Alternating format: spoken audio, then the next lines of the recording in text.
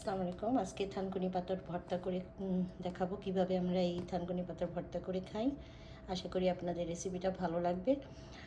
যাদের কাছে এই থানকুনি পাতার গাছ আছে তাহলে আপনারা এইভাবে সুন্দর করে ভর্তা করে খাবেন, স্বাস্থ্যের জন্য খুবই ভালো। থানকুনি পাতা ঠান্ডার সময় আমি কোনায় কোনায় দিয়ে দিয়েছিলাম। এই যে দেখুন থানকুনি পাতা, এগুলো চামড়া গাছের এখানে অনেক হয়েছে। এখান থেকে এখন কিছু তুলে নিয়ে যাব, অল্প কিছু তুলবো। এই যেরকম করে তুলে নিব। অনেকগুলো তুলে নিয়ে আসছি। এগুলোকে ভালো করে ঠান্ডা পানি দিয়ে ওয়াশ করে নিচ্ছি। দেখুন এগুলোকে এখন চিকন করে কেটে নেব। আমি কেটে নেব। আর এই যে এখানে আমার পেঁয়াজ আর হচ্ছে ধনিয়া পাতা আর এই যে শুকনো মরিচ ভেজে রেখেছি।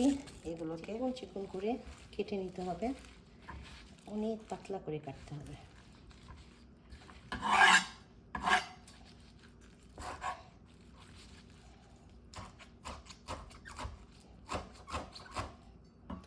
খুবই চিকন চিকন করে কাটতে হবে।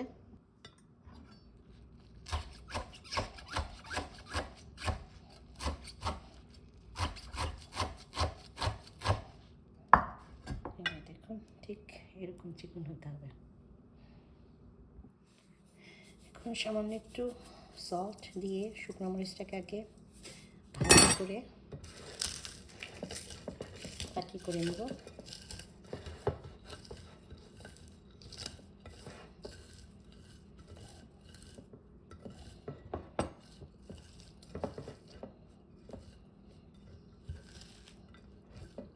সামান্য একটু মাস্টার্ড অয়েল।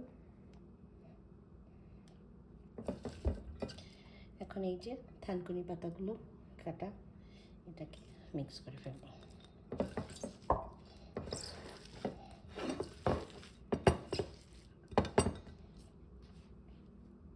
এই যে হয়ে গেল আমাদের থানকুনি পাতার ভর্তা। দেখতে খুব সুন্দর হয়েছে, খেতেও এটা খুব সুস্বাদু এবং হেলথের জন্য, পেটের জন্য খুবই ভালো। কোথায় কোথায় থানকুনি পাতার ভর্তাটা আপনারা এইভাবে করে খান জানাবেন। আর আমরা যেভাবে খাই আপনারা কিভাবে খান